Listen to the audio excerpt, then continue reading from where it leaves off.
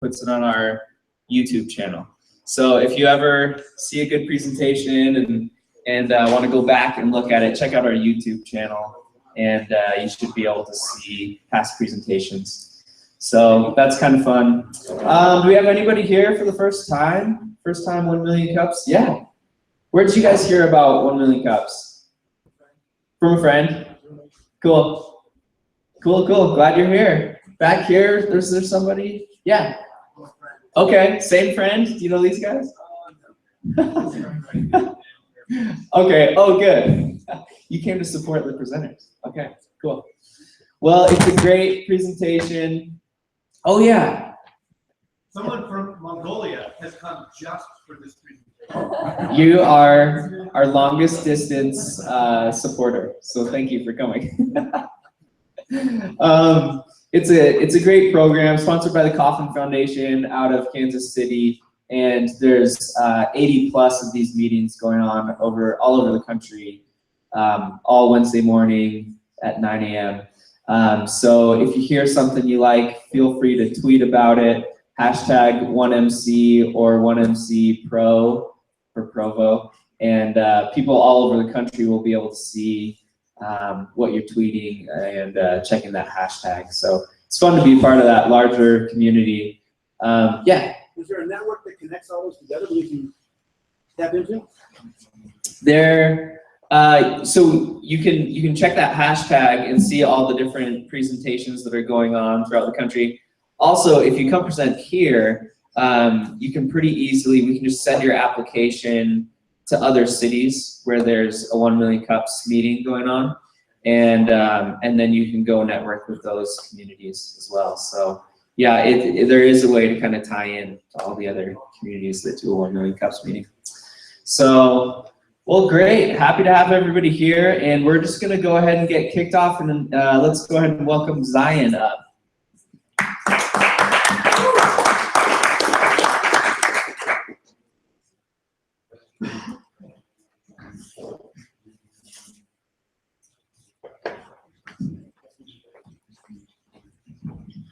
All right, I'm Dan Fairbanks. I'm the CEO of Xion.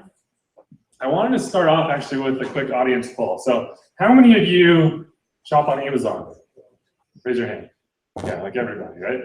Okay, how many of you shop at local retailers like bike shops, running stores, any type of locally owned retailer?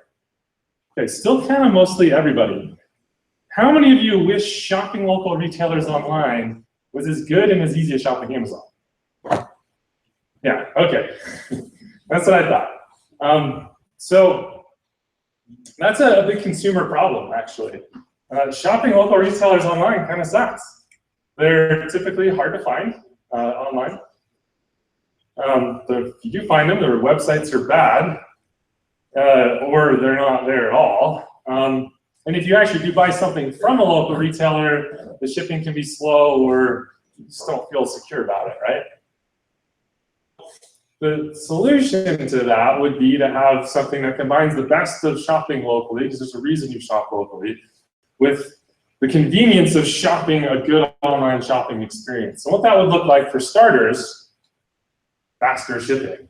Amazon's 2-day Prime shipping is pretty awesome. Actually, we think we can beat that. Touch and feel the product. That's one of the reasons you go to a local retailer, is you can actually like touch, feel, and try it.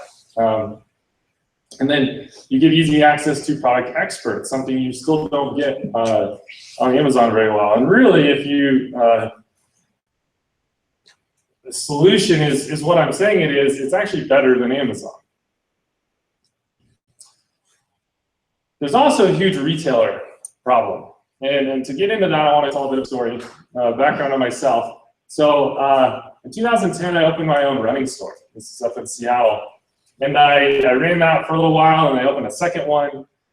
We did e-commerce the entire time, and ran that for 4 years. And I learned two really important things when I had my running stores. Number one is that running your own local retail shop is really, really hard.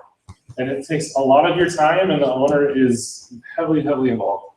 And number two is I learned that the software for these small retailers really, really sucks.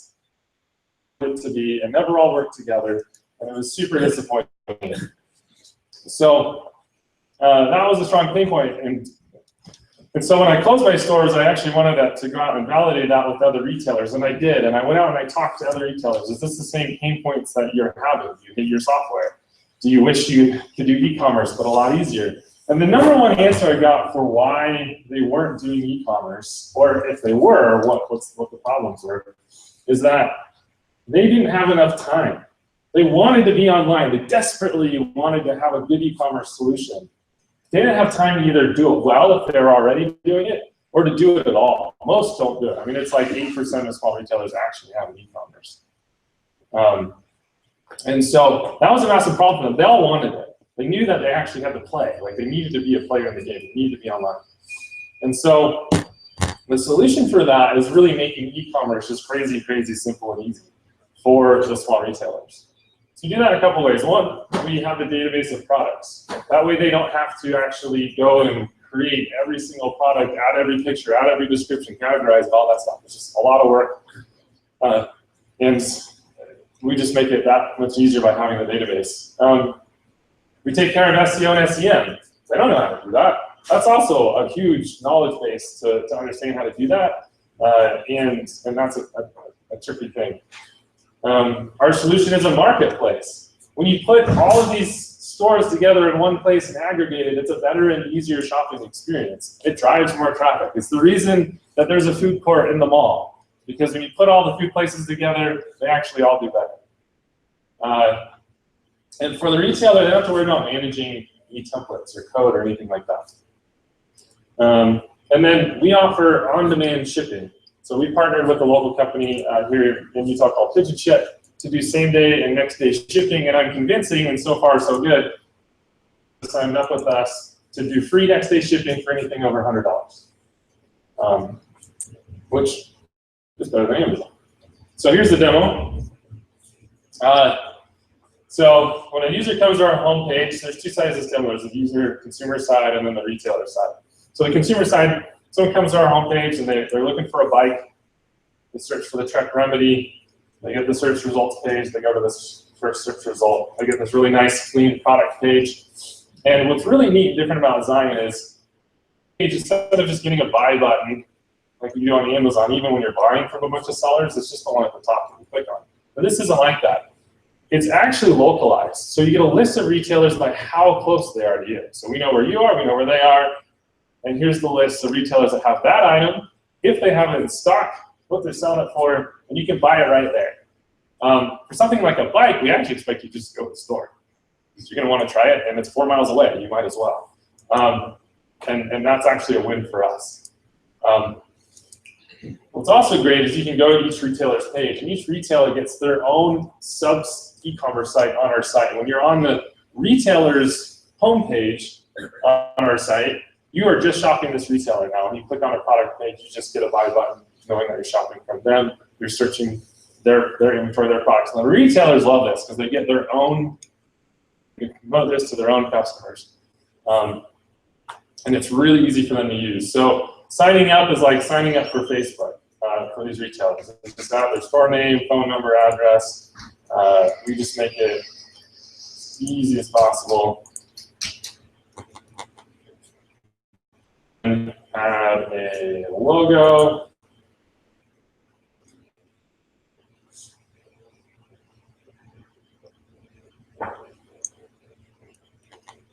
And it takes them to an unpublished version of their homepage. And this is a WYSIWYG design, which means what you see is what you get. They can add their storefront image, and they can change their logo, they can change their phone number, they can edit menu items, they can add promotional products to their homepage. That is when they go into our admin, we talked about having a database of products. Follow-on solution is actually we're going to release our own point of sale. That's just one place that they manage everything. We'll also integrate with popular point of sales, but they can also just search for a product in our database. So if they search for the Trek Fuel EX8, it brings up 2 items because there's 2 different wheel sizes that are actually kind of 2 different versions of the bike. And from right here, from the list, they can just go down the list and they can add, here's the sizes I carry, here's the quantities I have. And now this product is part of their store. And they can use the same interface to basically edit quantities and add and delete products. And then they can go further in and actually edit product data. Market verticals. You notice my demo was bike shops with bikes. That's what we're starting with. So the reason that we're starting with bike shops is for a couple of reasons. For one, bikes are actually really difficult to ship, believe it or not. They're usually shipped in a box, and then the person on the other end doesn't know how to put it together, and they're going to take it to a bike shop. It's not a great experience. And so actually localizing that whole thing makes a lot of sense. One place to shop, go get it locally. And it's one of the reasons it's not dominated by any big online player. The other reason is because major bike brands actually kind of created a wall around doing it any other way. So if you want a trek bike or a specialized bike or these popular brands, you actually have to get them from the local bike shop. It's the only way to do it. And they've protected that. And so it actually kind of created this perfect space for us to get into. It also helps that there's a lot of bike shops. And there's about 4,000 bike shops in the US that do $6+ billion in sales. So it's just kind of a good niche market vertical to go after. Fits our product well, but it's also pretty big just starting out. There's like 150 bike shops just in Utah. But that's not where we want to end. That's just where we want to start. Follow-on verticals will be the other outdoor stores, ski shops. Actually, a lot of the shops and some of them that are signed up already are also ski shops in the winter. So that makes a lot of sense. Running stores, action sports, these are all kind of outdoor sporting goods categories that really kind of attach on, but we don't even want to end there. Eventually we want to actually get into all local specialty retailing, whether it's sell toys and games or clothes or kids, baby stuff, all these type of retailers. Is that we have multiple revenue streams. So right now we charge $100 a month for a 1-year contract. It's kind of our pre-launch deal. It's what's going really well. It's a great price point. We think after we've value, that's a price that can actually increase. And then we do the credit. So when they sign up with us, they also sign up with credit card processing through us. We've partnered with someone because we don't want to build that yet. But we still take a cut there. We get about 0.5% to 1% of every sale, just kind of hidden in the credit card processing fee. Differentiation, so Shopify is what I used when I had my running stores, and it's great, it's simple, it's all template based, but you kind of just have to do everything. You have to put every product up there, every picture, every description. You have to like categorize it, customize it. Like you don't have to do any of that with Xion, and you don't have to go promote it. If the store gets on our site, they're getting a bigger marketplace. This is another competitor. They're very similar to Shopify, focused on high growth. And what's different for us is that we're high growth, but our retailers aren't. They want to capture their local market better, not capture the entire US. If that's what they want to do, ours isn't the right platform for them. But most of the retailers we talk to just want to capture the local market better. And then Magento. A small retailer will pay like 50 grand for someone else to build out a Magento site. And it's like totally customized. It's still probably not as good. Or maybe if they're actually highly that technical, they can build it themselves. But with Xion, you don't have to know how to code, the technical knowledge. So market opportunity, there's about 1 million small retailers in the US. They do, of themselves, about 2.25 trillion in revenue. We're not going after all that, but we're trying to take a portion of that. So our TAM, total addressable market, is about 22 billion in small retail. And we're starting downstream.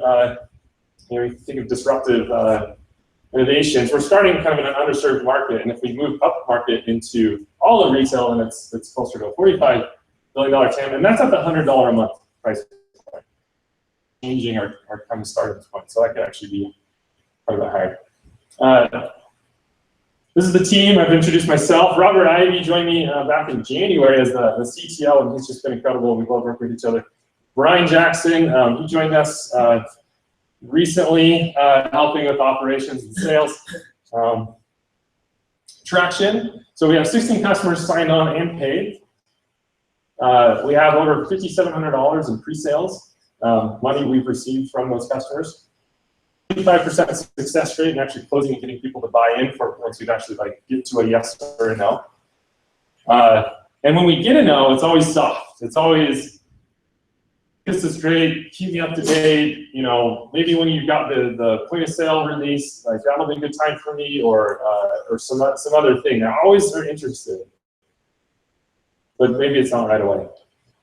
Milestones, so we're launching here in a couple of weeks. In September, we're going to launch the website and the app. I'm an iOS developer. When I close my stores, I learn to code, and I learn how to develop iPhone apps and iPad apps. Our goal is by January 1st to have 75 active retailers using the site, and by April, we want to have 85,000 monthly recurring revenue. That is it. Any questions? Okay, we're going to open it up for questions, so just raise your hand and I'll bring the microphone over so everybody can hear the question.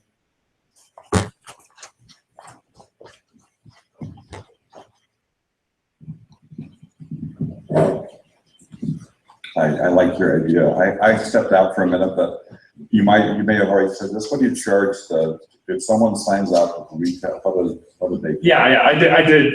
So $100 a month if they pay for a year up front. So we're typically getting $1,200 checks. Sometimes I've had one retailer want to sign up for 2 years, so we'll honor that deal for 2 years as well. And then we take, they have to do our credit, they have to sign up for their credit card processing through us, and the deal we have with the credit card processor, revenue shares that. So we take another 0.5 to 1% of the sale just hidden in the credit card processing fee additionally. So in the case that they go to the store to buy the bike, do they purchase it on your website first? They could. So they could go and purchase it on our website and just do in-store pickup and then just go pick it up. We're not actually, like, yes, we get a little bit of the cut through the credit card processing, but our big chunk is the monthly revenue. So we realize that, like, in this scenario, most of the time, it's going to drive a customer to the store. We do need to figure out some triggers on how to track that so that we can really show that we're providing value even just there. But our actual goal is that in the next 2 to 3 months to launch our own point of sale alongside it, and that's actually what these retailers want. It's the #1 requested feature. They want it to just be one thing. But selling straight a point of sale is actually very difficult to sell. It's hard to switch point of sales. But starting in with e-commerce is a lot easier. And once they have all their inventory on there, then it'll be an easy switch. Or even at that, like, so at that point, we'll have the point of sale as well, and we'll make money there too. Easier to track. The other question is being done on Amazon Marketplace or eBay. Are you doing any marketplace strategy, or are you trying to drive people? Is the website Xion.store? Xion.store. Okay, so you're just trying to drive people to Xion.store only, not messing with any of the marketplaces? Yeah, we are the marketplace that we're trying to drive people to, right? So the thing about these specialty retailers is they're selling, the majority of the products they sell, or their main products, aren't allowed to be sold on Amazon or eBay or other platforms per the manufacturer dealer agreement they have with these retailers. And that actually kind of protects our market from, like, something that can or would or should be even being sold on Amazon. These specialty retailers aren't interested, like, they don't really have a game there anyway. So this actually creates a marketplace that they can sell on that's going to benefit them. Scuba shops. Is that an interest of yours? Yeah, so the first retailer that signed up with us, which is Cottonwood Cycler, he also owns a scuba shop and a skate shop. And he's opening a hockey shop. I don't know, I guess he likes to do lots of different retail. And he was like, this would be great for, it'll be great for any of those type of, like, local specially owned retail. The thing about scuba, like, big heavy objects are hard to ship too, so the on-demand delivery is highly appealing for that. And there's a surprising number of scuba shops in Utah. I mean, I don't say there's a ton, but there's actually quite a number of them. Yeah. In terms of competition between the stores, obviously you want to drive people to pick up locally or go to their store, that sort of thing. Is there anything that you're doing within the platform to allow one company to stand out above the other besides just the lower price point? Yeah, we actually don't expect them to compete too much on price, because the way that these retailers are set up, again, with the dealer agreements they have with the manufacturers, is they're all committed to what's called MAP pricing, or minimum advertised price.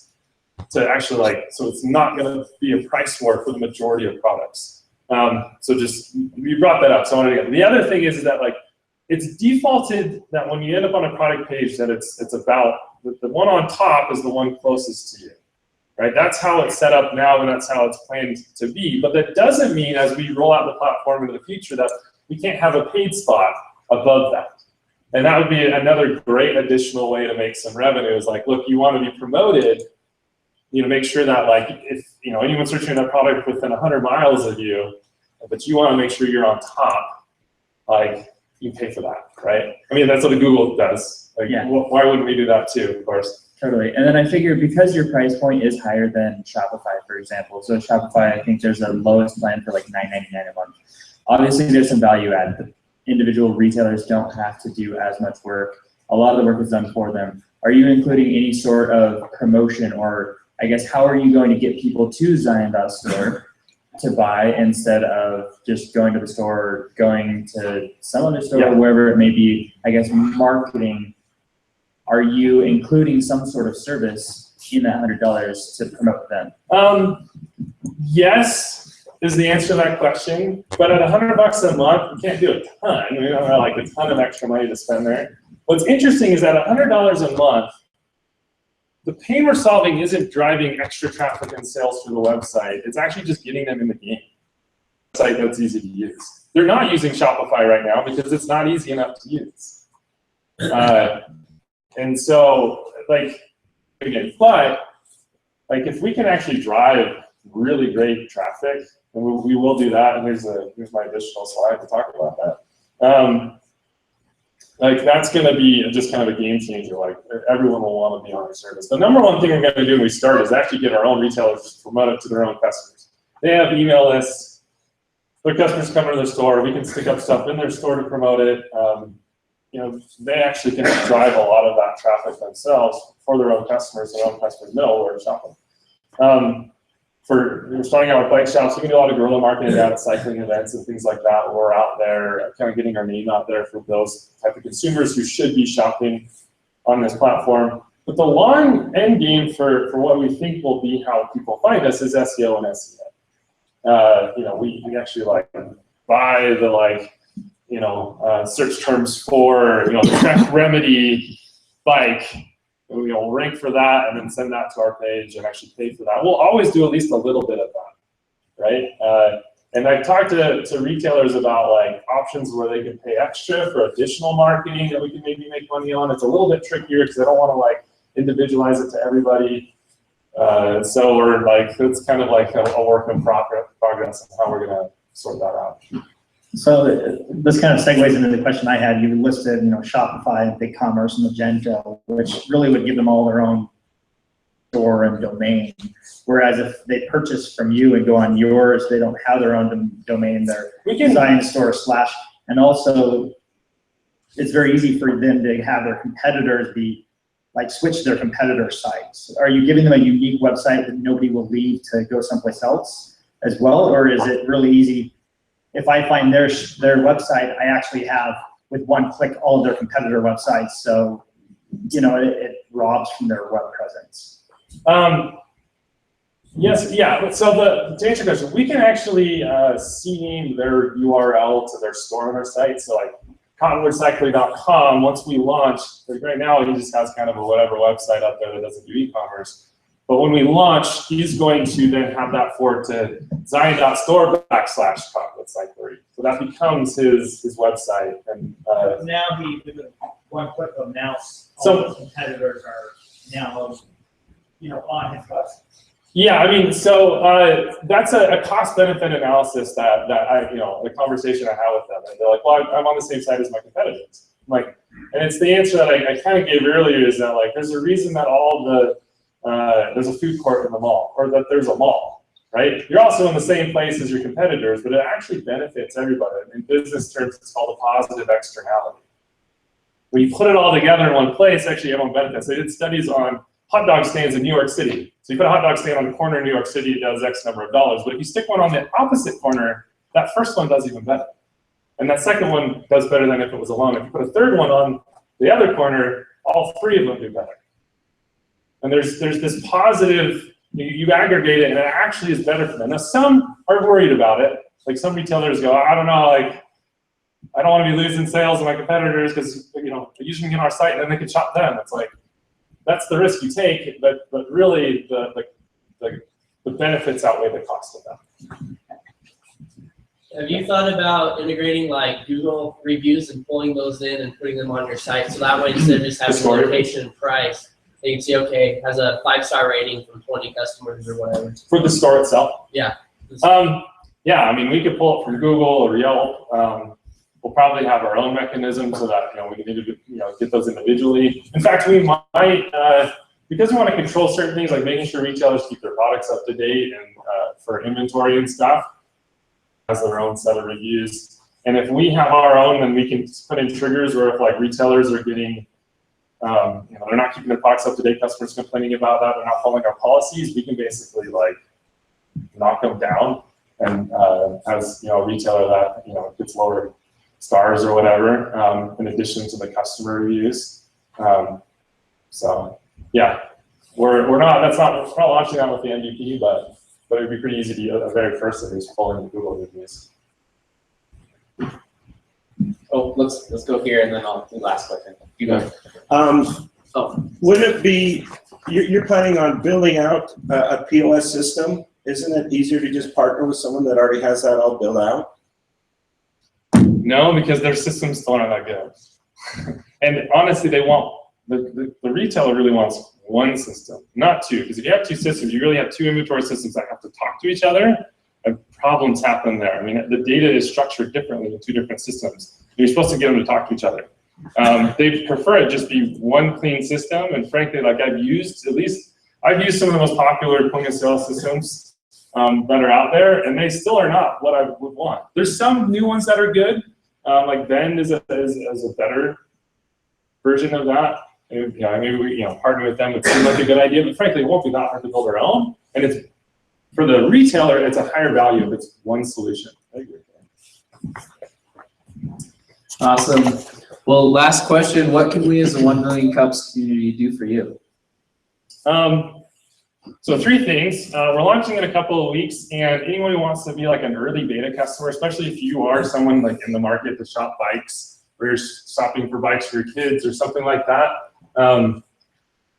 we kind of get you on the site, once it's launched and the retailers are on there, but before we've really promoted it, just to really make sure everything's working and testing and the user experience is what we're looking for. So if anyone's interested in that, just come talk to me or email me at dan@xion.store. Also looking for beta, same idea, beta testers of the app. So we have an app right now that's about half, like it all looks functional, but some of the data's fake, some of it's real. And I can send you if you have an iPhone, I can send you an invite to actually like download the app and play with it and use it and get some user feedback there, and you can do that right away. And then thirdly, in the next couple of months, we're gonna raise some capital. So if you're an investor or someone who's interested in investing, talk to me afterwards. Brian, was there anything I'm missing that we're? If you know bike shop owners. Yeah, absolutely. We've talked to a lot of them, but if you know bike shop owners or other small retailers, if this doesn't have to be a bike shop, that you can get introduced us to, come talk to me afterwards. Awesome. Thanks so much.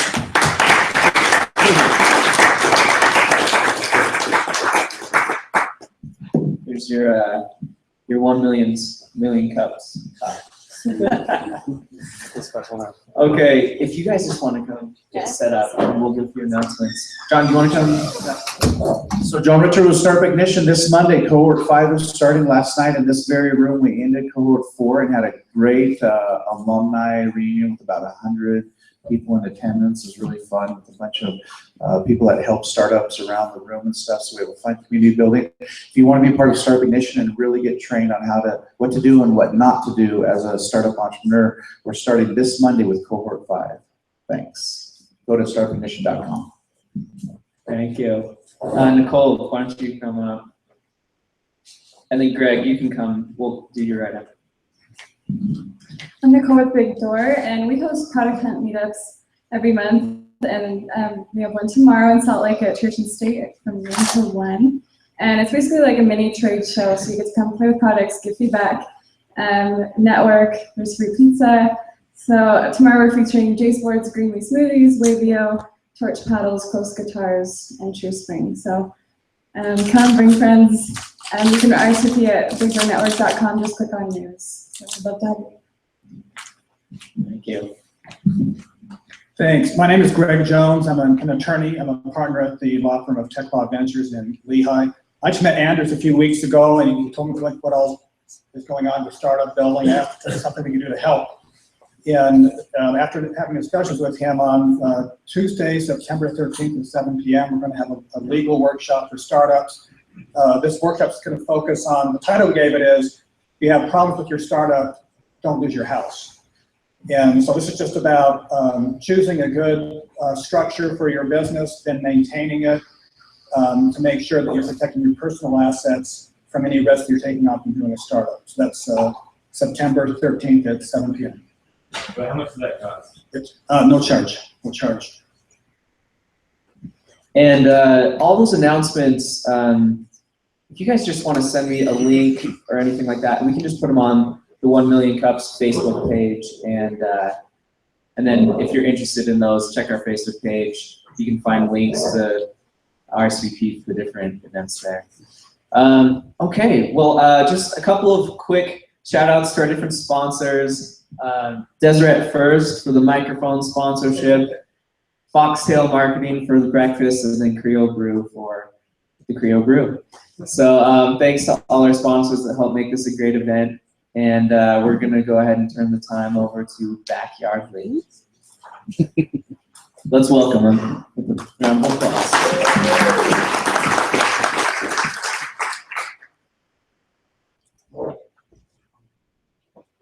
Hello, okay. My name is Shelly Burbage, and this is my partner, Lauren Livingston. And we are here to present a company that we have titled Backyardly. So the problem that we are trying to solve is something that I have experienced personally. And that is trying to find the perfect venue for an event that you are hosting. So my experience was one that many people have, was getting married. And I was trying to find a venue to have the reception at, and it was just too hard to find something that was close by, that was within my price range, and that really fit my needs. And after poring over the internet and trying to find some sort of centralized place to search for this kind of thing, it wasn't there. And I had known people that were having parties and receptions and things in other people's backyards, and it was always just somebody that they knew.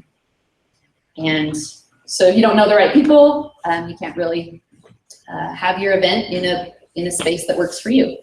So the problem is basically finding a venue conveniently that is the right price. So Yeah, so we are hoping that Backyardly will be the solution to this.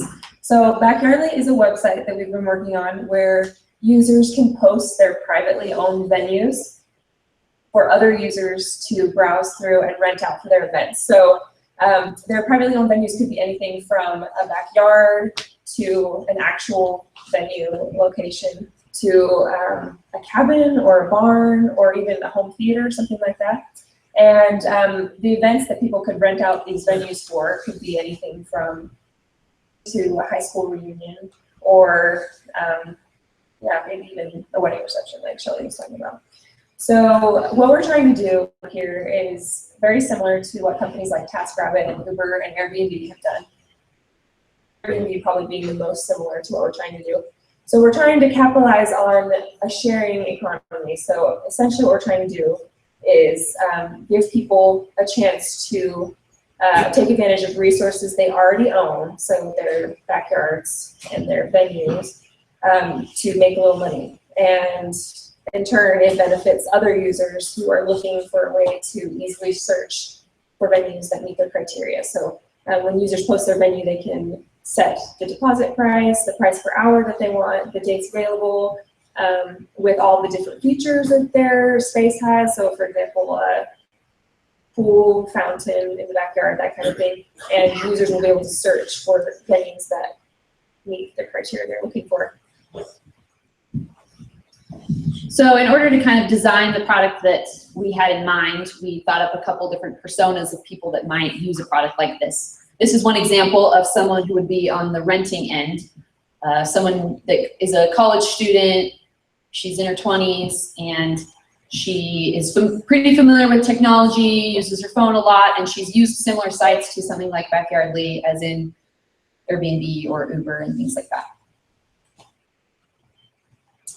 So we originally started this project for our capstone at BYU. We're in the information systems program, and we just barely graduated in April. So this is actually still pretty new. We only really started developing the website at the beginning of the year, so it's not finished yet. We're still working on some things. We do own the domain backyardly.com.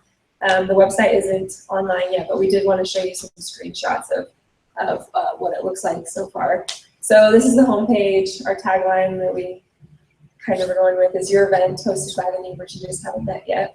So we really want it to feel like a comfortable, friendly thing, you know, for people to search for these venues and hopefully get to meet some of the people, you know, that they're renting from and build a connection so that, you know, in the future they might want to rent out the same space for another birthday party or wedding reception. So that's the homepage.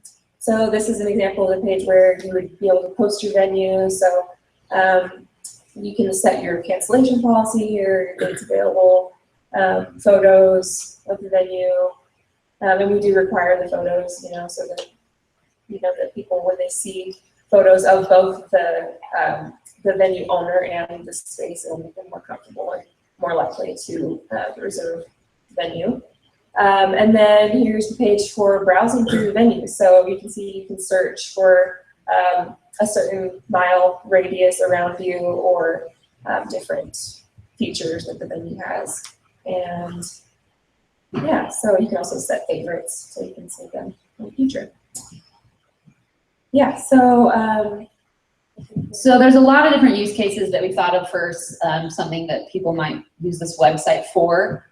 But we're going to start with focusing on wedding receptions in Utah Valley. So when we're trying to acquire people to use the site or to post their venues, we're going to start with people that have backyards that they'd be willing to rent out, or somebody who wants to fund a backyard renovation or something and they need more money for that, and so they can pay for it by beautifying their yard and then renting it out to other people. So.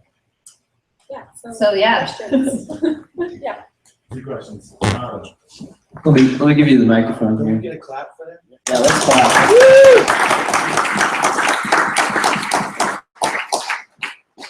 So first is like a thought.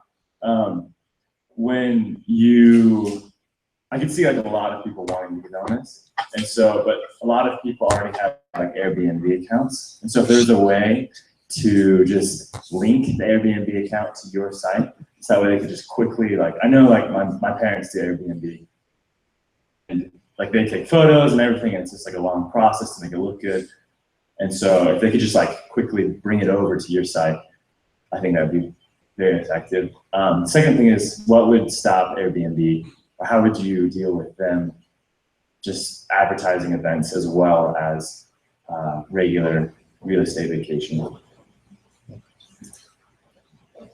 Yeah, that's a good question. So we, like I said before, we kind of did model, I guess this business model, we took inspiration from Airbnb, but we recognize that they definitely already have a lock on that market space. So we definitely think that this is a different niche that we're trying to fill.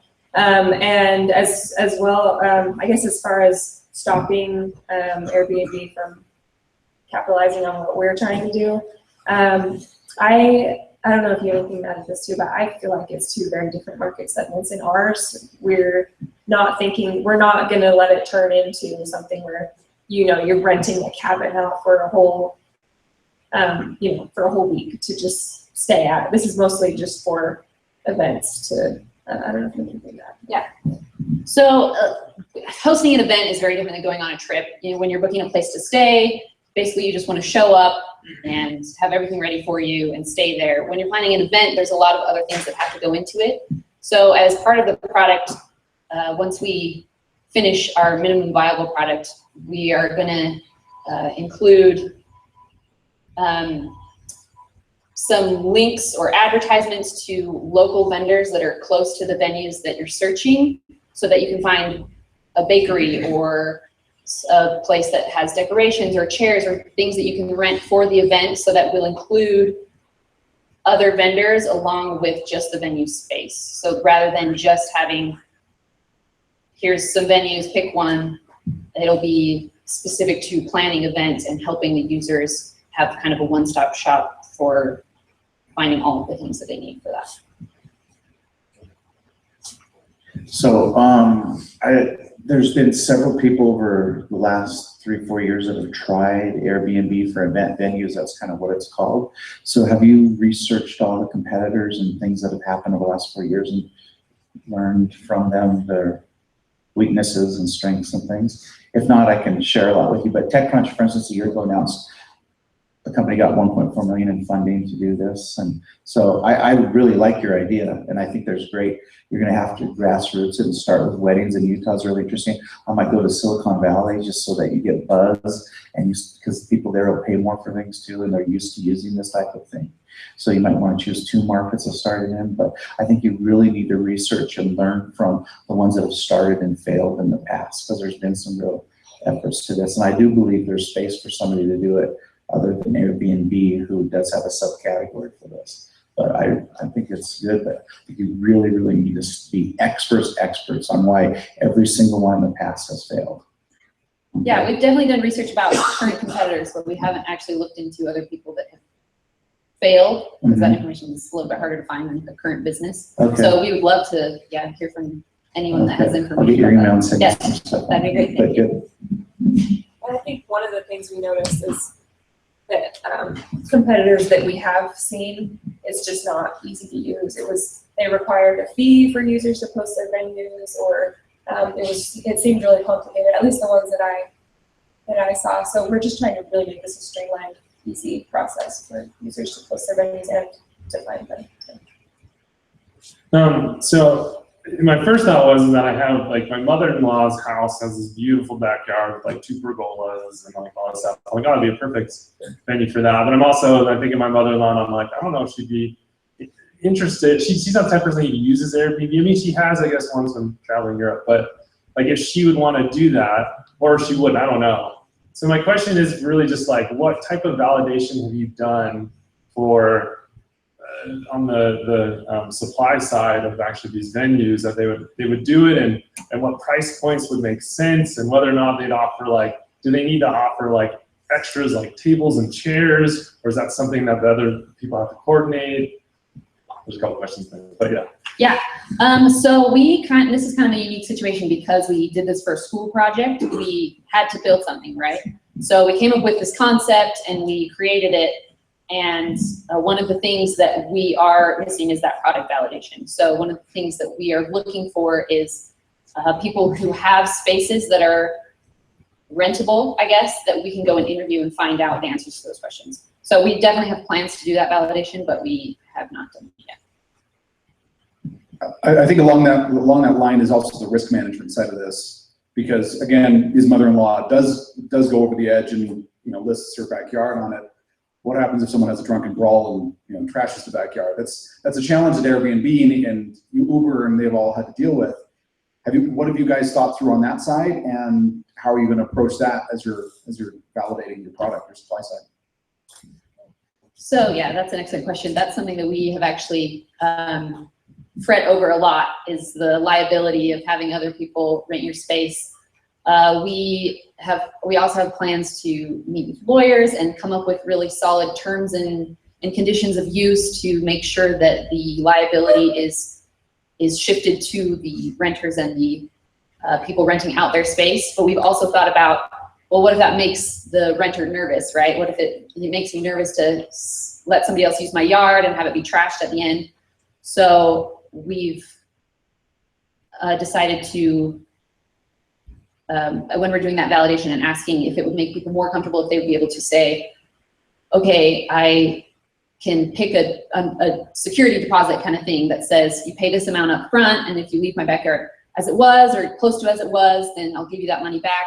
But I can pick, you know, that whatever that number is that makes me feel secure that if they trash my yard or something, then I can keep that deposit to have someone come and pay and clean it up. Oh, I would, just on that, there are peer-to-peer insurance companies. There's enough peer-to-peer companies that there's a whole market of insurances that specialize in that sort of thing. Just find the right one, and then you could offer insurance to everyone else.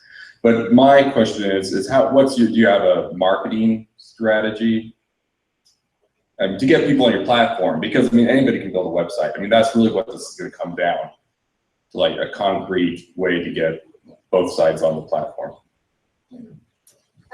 Yeah, so we have thought about that.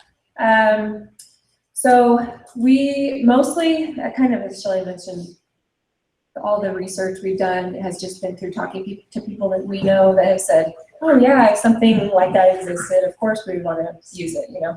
But we really are going to have to work on targeting some web ads to get the word out there. And that's why we wanted to present today too, because this is still very new. And so we love all of your feedback and just get the word out about what we're trying to do. And then we also want to, once the website is actually up online, we will go to different conventions, especially we're thinking bio conventions would be a really good place to advertise. And as well as, you know, we would even go door to door to get the word out about this. So, and networking, that's why we're here. So.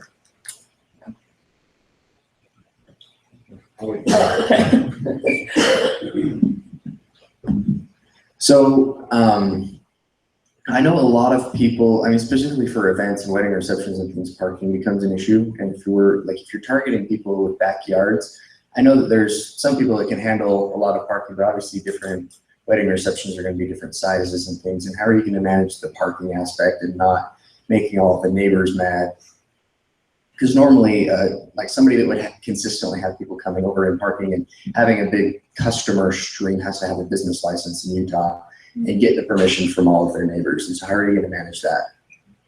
Yeah, well, I have to admit, this is something that I hadn't thought about is somebody that probably rents out of their backyard like every weekend. And you're right, that probably would be a problem for the neighbors. So that's something we haven't really talked about. But as far as parking and things like that go, we do have a section on the website when you post your venue that you can, we have actually a section called parking description so that users that are looking at that venue can, you know, accept that one or define it based on whether or not there's enough space for parking. So there's not really a way to add more parking if it just doesn't exist for that venue. So, yeah. So in Utah Valley, you have about 500,000 people, 600,000 people. 100,000 of those are students, or 75 to 100,000 are students. Is this even a big enough market for you to test? Because so many people use church buildings, they don't pay a dime. You do have wedding venues, you've a Stone Gate or a farm or different things like that. But there's so many places that don't charge a dime. I don't see how you could realistically even validate your model here in Utah Valley. So what are your thoughts about trying to find a different place to model and validate rather than one of the cheapest places in the country and nobody's going to want to pay anything? Yeah, that's a very good question. I think in this area, there's a market for both. So you're right, you definitely have a lot of people that would want to rent a venue for their wedding reception or party that's free, like a church building. I agree. I know lots of people who've done that. But I feel like that there is a market in between free venues and more expensive professionally managed venues, and that's kind of where we're trying to start. And that's why we're starting with wedding receptions, because I feel like there are a lot of students, especially in this area, who are just looking for something that's nice, is comfortable, and has a homey feel, that isn't just the church building, something that they can affordable price. So people who own established venues can also post their venue on the website. So something like here, the Startup Building could post their venue on the website. And one of the things that adds value is just the searchability. So if you go to Google and you say wedding reception venues in Utah Valley, you're going to get the same 4 or 5 places every, no matter how you change your search. And so not just the people renting out their backyards, but also people who have actual venue spaces that will just be searchable at that point, so. So I really hate to be the buzzkill here and be the really bad bureaucrat. So I work for Provo City in the Office of Economic Development, and you guys got a problem. The issue of parking is actually a really valid point in business licensing, because kind of like this space that we sit in right now, you look up, you got sprinklers. There had to be things about capacity and exits and bathrooms because it's a commercialized venue. So you can have events in here. Now, city's not going to come by and say, oh, you're having a luau for your ward in your backyard. We're going to come to you. But you start having a luau on a weekly basis, that's going to be a problem. So you have to look at the city ordinance, and that's going to change from city to city, because Airbnb is creating a problem in cities even like here in Provo. Some people have really well-established Airbnb places, but they're parking in people's driveways, blocking driveways. It's come to the attention of the city. They're working on an ordinance to actually restrict it because of the liability it brings to the city because of occupancy standards. So you have to think to yourself, not just about parking, but what you don't want to do is have your product, which is actually a great idea. I think there's a great market for it. Some people love their backyards. But how are you going to legally protect them from city ordinance? So if you say, hey, yeah, come on in, we'll do this, and then the city comes and slaps a few $1,000s on them for fines, they're going to come back to you and say, you didn't tell us about this, you're at fault for this. So my suggestion to you is you need to start looking at city ordinance and code and make sure you're playing well within those rules, because right now, I'm telling you, this idea wouldn't fly. It could not be licensed in Provo City. Yeah. We'd love to talk to you more about that. Hey, my advice, ignore that. No, seriously, I mean, that's what Airbnb, that's what Uber has done. The thing is, governments move super slow, and well, they do. And Don't listen to you build him. up. He is filling your head full of lies. No, and I appreciate this. No, but no. I'm telling you right now. So can Airbnb come into a city council and tell them how to manage a city? No. Well, okay, so well, yes. Then you are factually incorrect. Well, they're building okay. up a user base. Airbnb, this is happening in New York City. My suggestion to you is you come to the city. If you can work within the ordinance, then you can do it legally. Don't sit there and do a business and ask for permission for forgiveness later. Talk to Anders about that, right?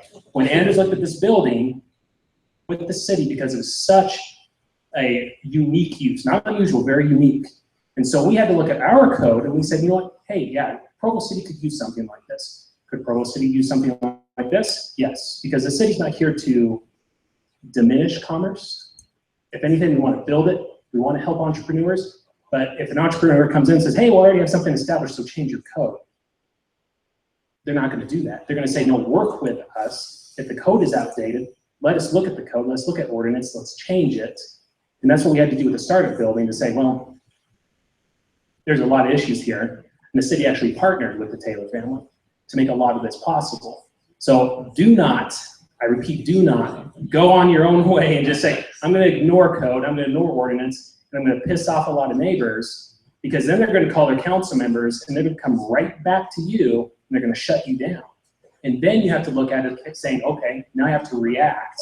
And it's a lot harder to react than it is to build your business properly from the foundation.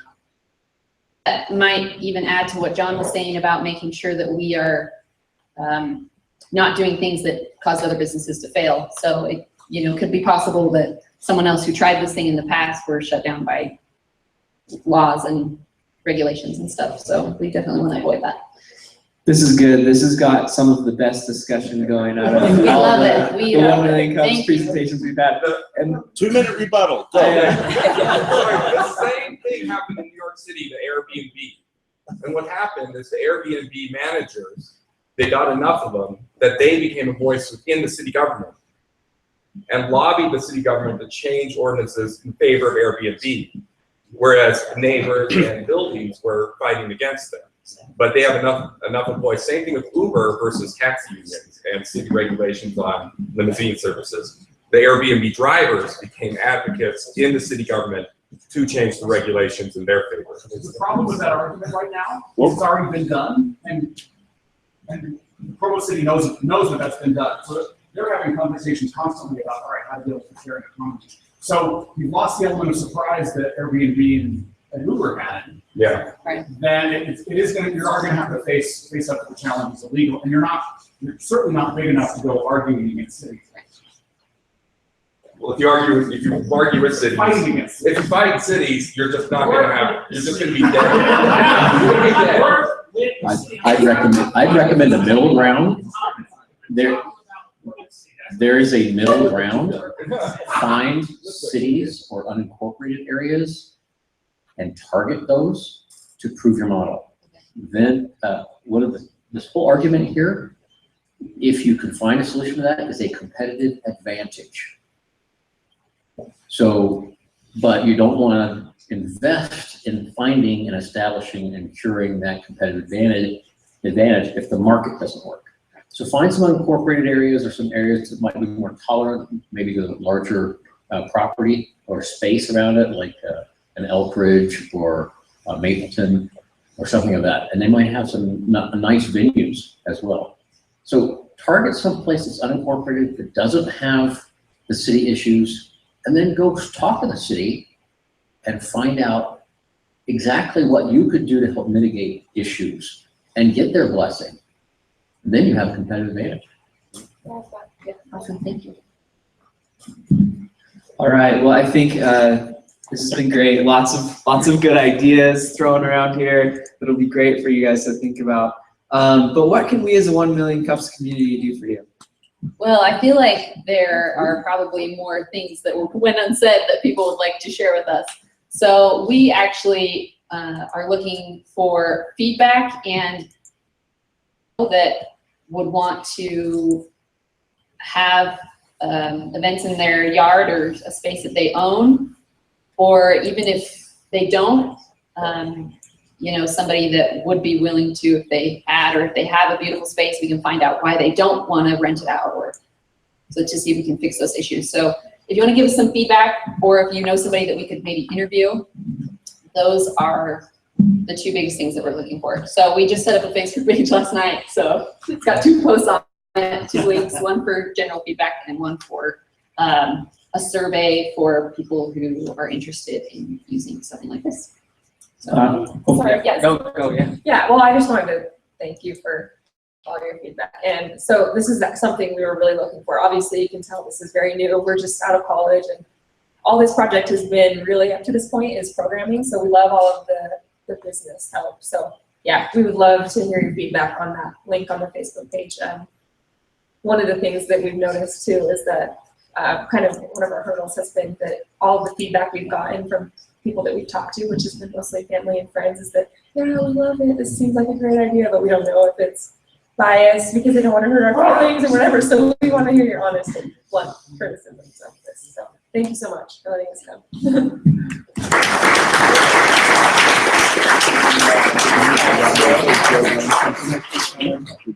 Okay, well, thanks everybody for coming.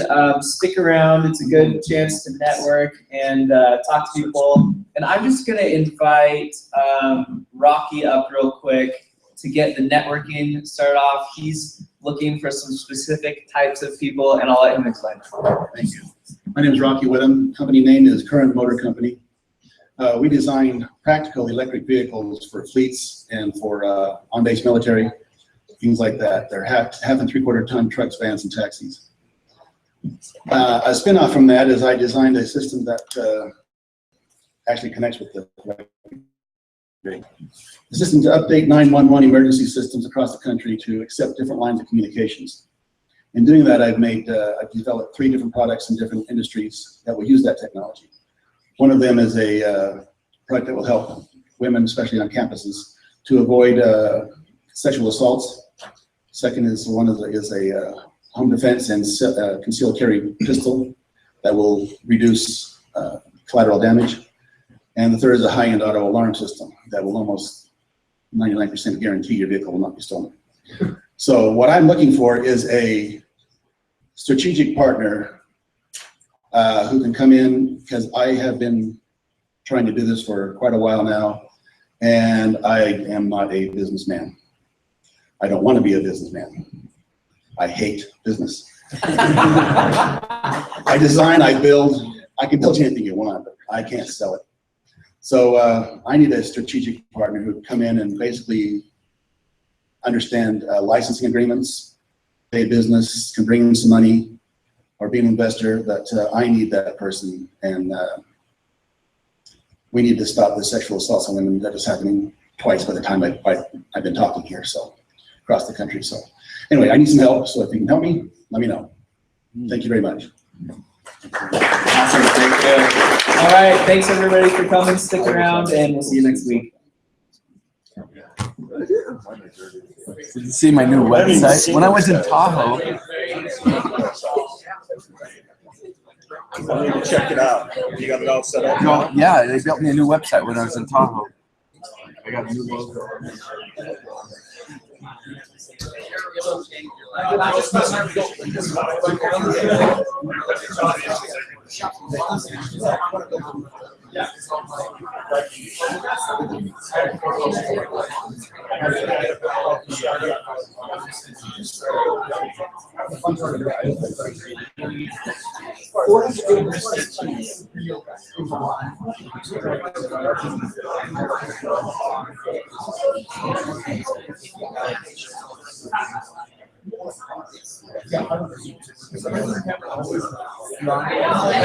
You're onto a good idea. You're onto a good idea.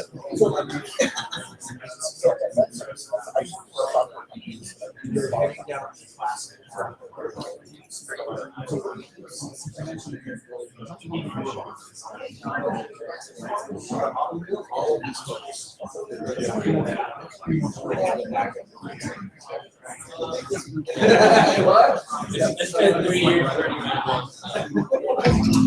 30